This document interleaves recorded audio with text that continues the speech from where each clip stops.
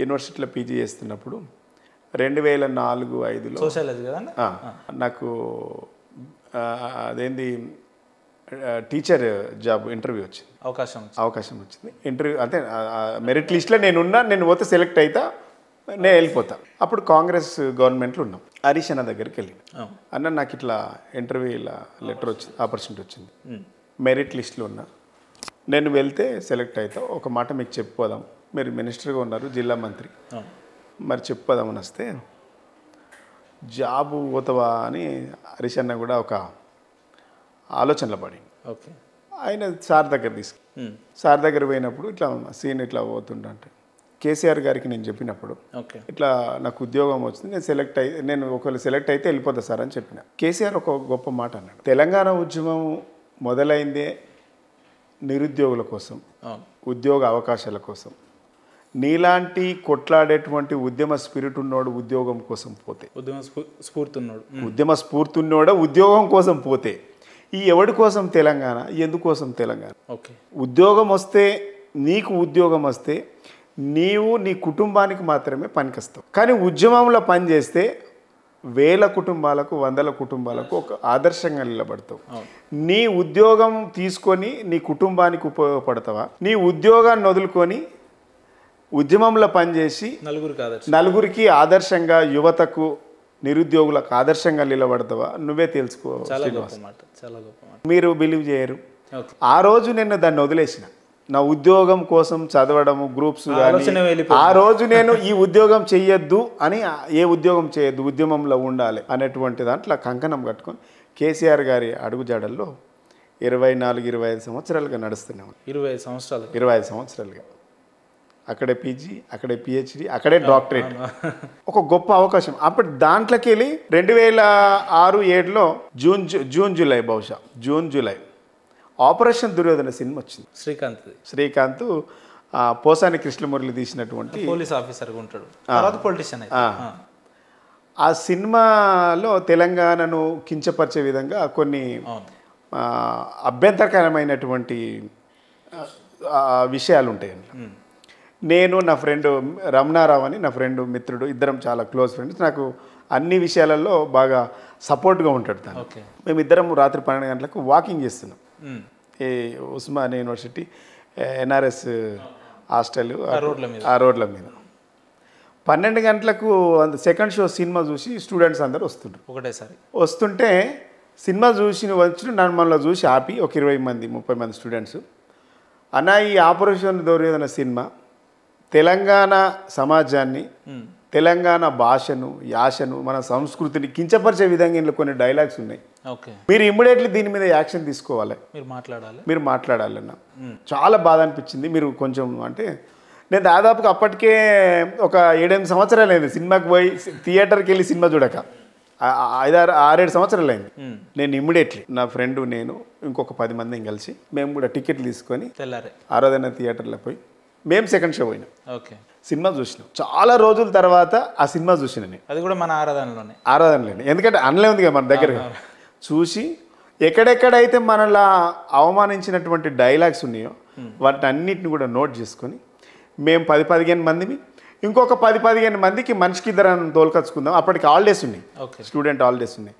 ఒక 30-40 మంది స్టూడెంట్స్ పొద్దున్నే ఆపరేషన్ దుర్యోధన సినిమా ఆరాధన థియేటర్లో నడుస్తుంది. సినిమా థియేటర్ దగ్గర పోయి మేము నిరసన తెలియజేస్తాం. మేము నిరసన తెలియజేస్తే ఎట్లుంటే తెలుసు కదా, మనం మాట్లాడుతుంటేనే ఒక ఆయన పోయి ఆ రీల్ గుంజుకొచ్చిండు, రీల్ బాక్స్, మనం కొంతమంది తీసుకుపోయి ఆ కట్అవుట్ తీసుకువచ్చి కాలబెట్టిండ్రు. హంగామా జరిగిపోయింది, క్షణాల లోపల జరిగిపోయింది. జరిగిన తర్వాత మేము ప్రెస్ అడ్రస్ చేసినాం.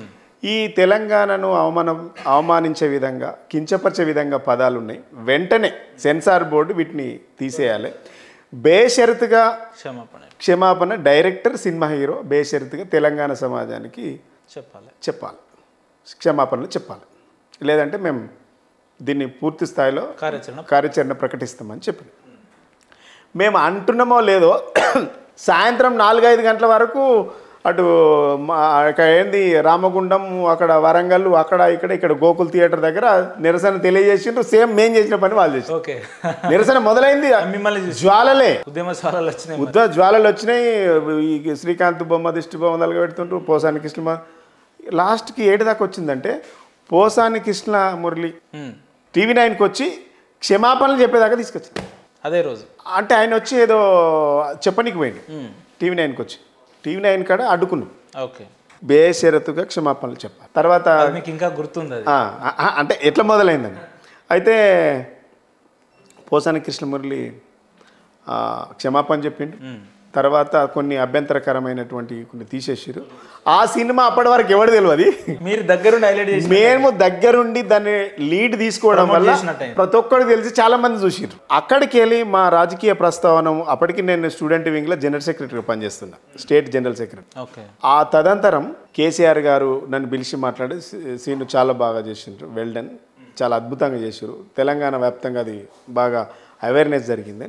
నాకు 2007లో స్టూడెంట్ వింగ్ స్టేట్ ప్రెసిడెంట్ ఇచ్చి స్టూడెంట్ వింగ్ స్టేట్ ప్రెసిడెంట్ ఇచ్చిన తర్వాత 7 నుంచి 2009, 10 పెద్ద మూమెంట్ కదా. 2010లో పెద్ద మూమెంట్ అది.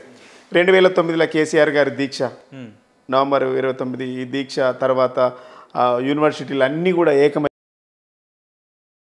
కేసీఆర్ దీక్షకు సంబంధించినటువంటి లింక్ ఉన్నటువంటి అంశం. తర్వాత ప్రకటన వచ్చింది, మళ్ళీ వెనక్కి పోయింది, ఆంధ్ర వాళ్ళ కుట్రలు ఇవన్నీ జరిగినాయి కదా. తర్వాత ఏం జరిగిందంటే కేసీఆర్ గారు దీన్ని మనం ఎప్పుడైతే ఫుల్ఫిల్గా విద్యార్థి విభాగాన్ని సక్సెస్ చేసినాం, 11 లక్షల మెంబర్షిప్ చేయించిన నేను స్టూడెంట్ వింగ్లో 11 లక్షల మెంబర్షిప్ చేయించిన. 2007 నుంచి 2010 వరకు నేను 11 లక్షల మెంబర్షిప్ చేయించిన తర్వాత సార్కు పని చేస్తాము, మంచి వర్కరు, ఆర్డ్కోరు, కమిట్మెంట్ స్టూడెంట్ వింగ్ కార్యకర్త అని తెలిసిపోయింది. తర్వాత 2010లో కేసీఆర్ గారి దీక్ష ఇవన్నింటినీ దీంట్లో జరిగినాయి కదా, మూమెంటు, పాదయాత్ర అన్నీ నేను ఉన్నప్పుడే జరిగిపోయింది. 2010లో కేసీఆర్ గారు ఇంకో ఆలోచన ఏం చేసిందంటే, సీను నేను పార్టీ పాలిట్ బ్యూరోలో తీసుకుంటాను చెప్పి. నేను అప్పుడు 29 సంవత్సరాలు. కేసీఆర్ గారు పాలిట్ బ్యూరోలో అంటే ఉమ్మడి రాష్ట్రంలో లేకుంటే ఆంధ్రప్రదేశ్ మొత్తం చరిత్రలో అతి చిన్న వయసులో పాలిట్ బ్యూరో మెంబర్గా రాజకీయాలలోకి వచ్చినటువంటి ఒక మొట్టమొదటి వ్యక్తి. దాన్ని కూడా పూర్తి స్థాయిలో విద్యార్థులకు సమస్యల మీద కొట్లాడడం వల్ల కేసీఆర్ గారి దృష్టిలో మనం ఒక కమిట్మెంట్గా పనిచేస్తాము అనేటువంటి భావన కేసీఆర్ గారు కలిగింది. సరే 2014లో నాకు ఎమ్మెల్యేగా పోటీ చేసే అవకాశం ఉండే, మనం అప్పుడు గవర్నమెంట్కి రావాలనేటువంటి ఉద్దేశంతో కొంత సమీకరణాలలో వీలు పడలేదు. వెంటనే గవర్నమెంట్కి వచ్చిన తర్వాత నీకు ఏది ఇస్తే బాగుంటుంది సారే అన్నాడు కేసీఆర్ గారు. నీకు ఏది ఇవ్వాలో నాకు తెలుసు, నేను ఎట్లా వాడుకోవాలో నాకు తెలుసు, కాబట్టి నాకు కొంచెం టైం తీసుకొని చేస్తా సీను అన్నీ అడగలే.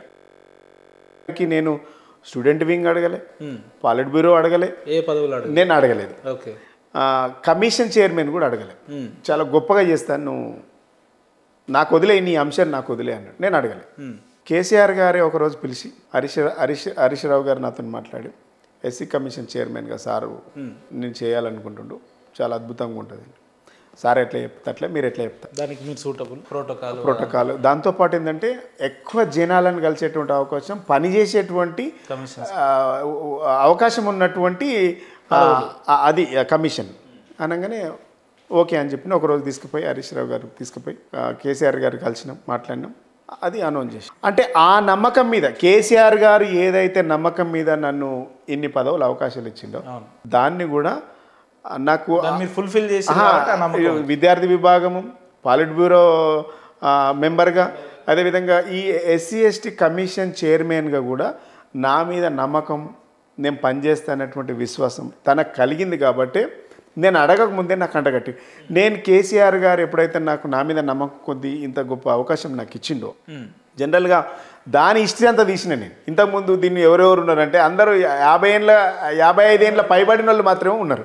అరే నాకు ఇంత చిన్న వయసులో నాకు ఒక అవకాశం వచ్చిందని చెప్పేసి నేను చాలా అద్భుతంగా దాన్ని స్టడీ చేసి ఆ వర్గాలకు పనిచేయడానికి నా వంతు శాయశక్తిలో పనిచేసిన. అంటే కేసీఆర్ గారు నా మీద ఏదైతే నమ్మకం పెట్టుకొని ఈ పదవిని నాకు అప్పచెప్పిండో బాధ్యత, ఫుల్ఫిల్గా చేయాలి, ప్యాషన్గా చేయాలన్నటువంటి ఒక గొప్ప సంకల్పంతో ఒక ప్యాషన్గా దాన్ని చేసిన.